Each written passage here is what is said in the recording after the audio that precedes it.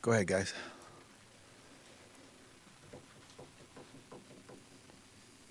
You're silent. Speaking of Isaiah Weston, does he remind you of anybody that you've coached before at the position? Oh, I don't know if he reminds me of anybody. We've had some good ones over the years. I mean, what makes him different is he's rangy. He's really tall, and he's got deceptive speed. When he gets out there running, so you really don't know how fast he is until you see him going against somebody, and you don't see that really all year long. You just see it, when it's in a competitive situation. So, but he's got that range to him. He's got that height to him, and he's making contested catches. And I think that's what kind of making him different than some other guys. But if you made me throw out a name, he's probably closer to DeReese than anybody that I can put a finger on right now.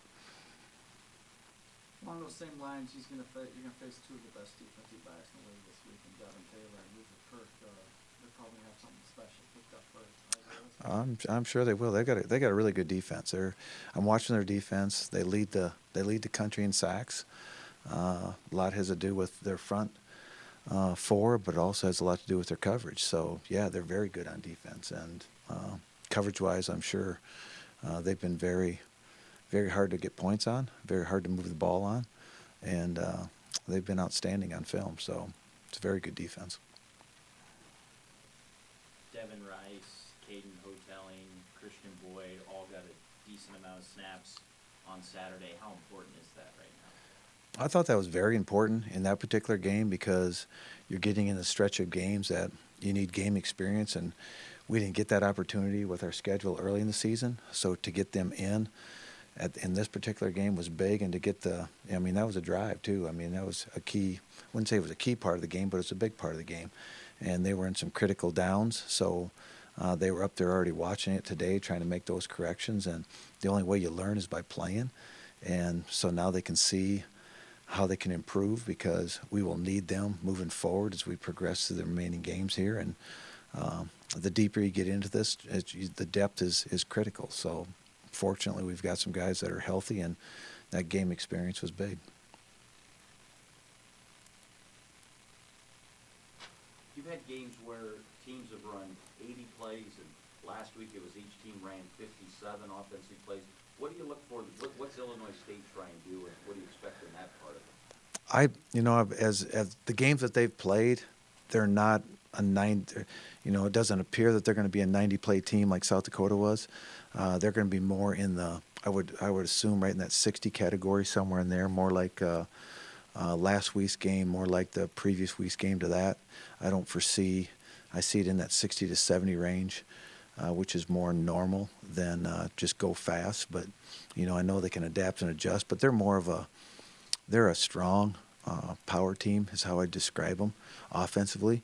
And we've already described their defense. They're very good up front, and they're very aggressive. So it's a well-coached defense, and I'm watching their offense. It's a powerful offense. Speaking of James Robinson, one of the leading rushers in the league, you've had some success against him last year. What went into that? Was it just part of the game plan, or? I don't know if it was anything special.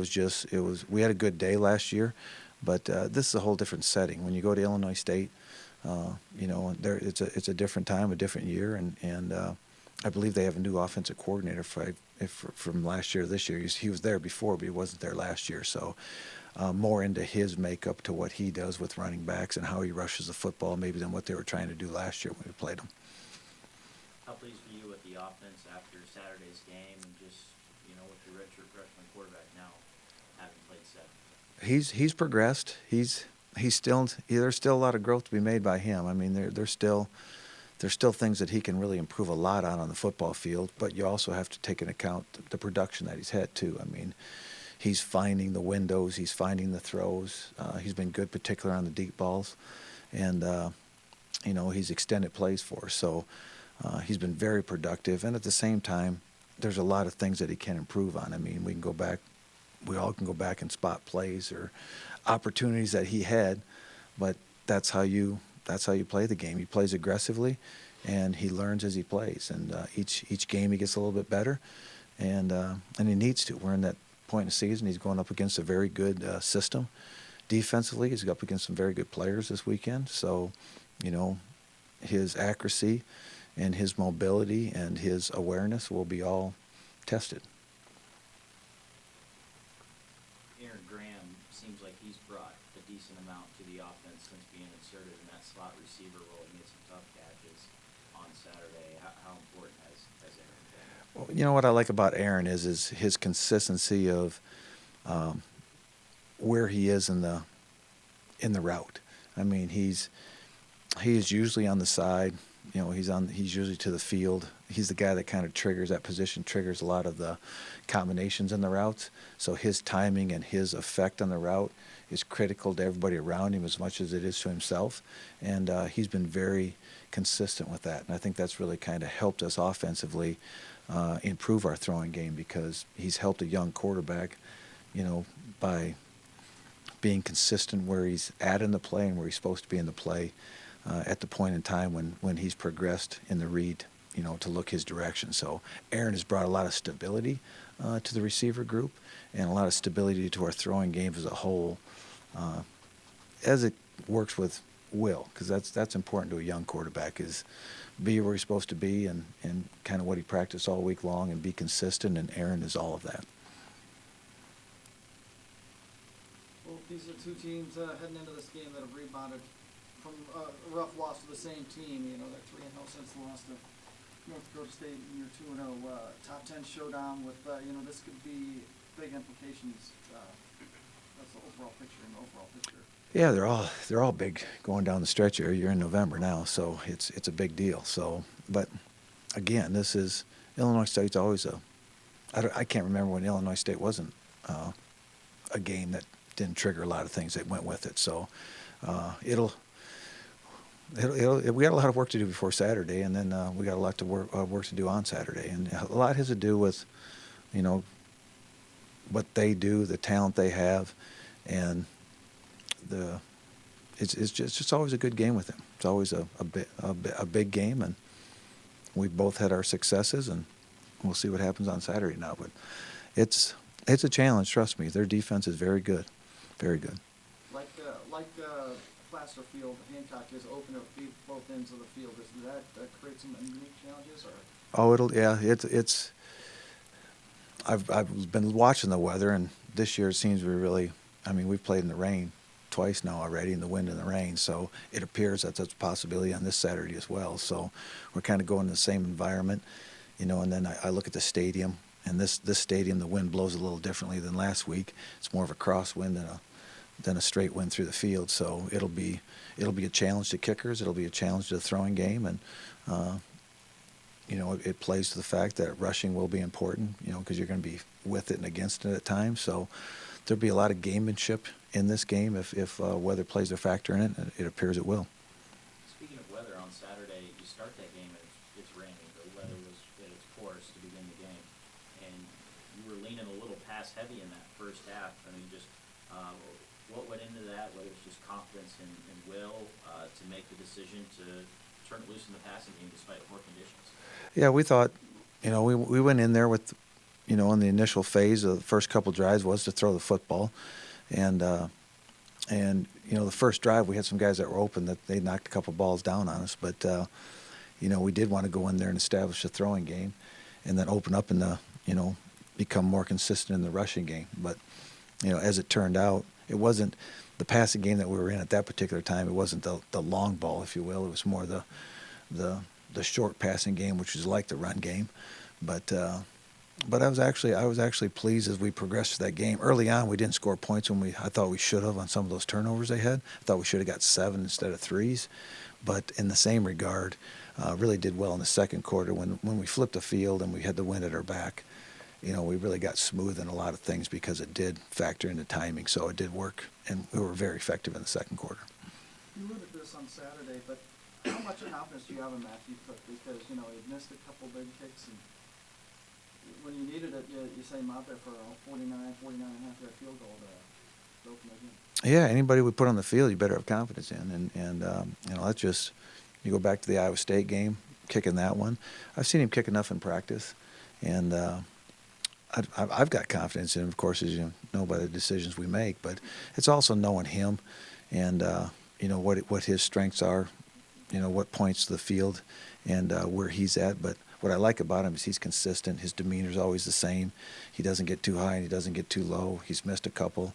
He's made quite a few, but his demeanor remains the same, and that gives consistency and makes my choices fairly easy as far as sending him out there to attempt it. So, once we send him out there, whether he makes it or not, it's on myself to put him in the right spot to be successful. So he's been very good for us and very consistent, and I think of him just as I thought of all the other kickers we've had here in a game right now as far as distance or accuracy. We just have to make sure that he's always prepared. He just has to keep thinking like a veteran. Again, I always go back to in warm-ups and practice, if you're not on, what corrections are you making instead of just kicking a kick? Are you making any corrections as you see the game unfold? So, and I think he's starting to learn to do that every day, even at practice. We practiced outside a couple times last week in the wind, and there's a cross. We put him on both ends of the field. He has to be aware of what the ball's doing and how to correct that and how to play the environment and his swing that day as much as, being mentally ready to kick. Jumping back to Aaron real quick, he's fought through a number of injuries in his career, and he's also had to fight the depth chart at times too. Mhm. And he's obviously persevered. That's really what I like about Aaron is, I think it says for everybody, perseverance is the key to anything. And sometimes you may not surface when you think you should, but man, he has persevered all the injuries. He's worked his way to the top many times, and it was right there at the stage of becoming the starter, and actually was a starter. And then he'd get hurt, pull a hamstring, and really had a lot of issues early in his career. But he has worked hard in the off season on those injuries, and then this year when he finally got his opportunity, he's made the most of it. But again, he's like Cook. He approaches every day the same. Whether you put him with the first team or the third team, he's giving you the best look he can.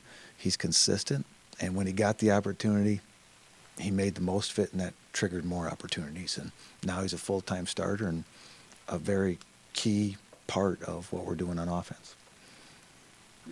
Just mention it. Are you going to go outside again this week? Practice outside the both of the time? Yeah, I heard it's going to snow. So if that's true, we will go outside. The only bad thing around here is our outdoor fields are not very good. And I'd go out there every day if I could, at least once a week, whether home or away. The ideal thing would be practice every Tuesday outside, home or away. That would be the ideal situation. But over the years, our fields have progressed to being really poor, and then this year it's double that because of all the rain. So we want to get outside, but it's more of finding a surface to get outside on. Last week we had a good opportunity, but I've yet to schedule all those things on Tuesday and Wednesday. So we will go out if we can, and hopefully I can go on our own, but I haven't been outside to check our fields yet.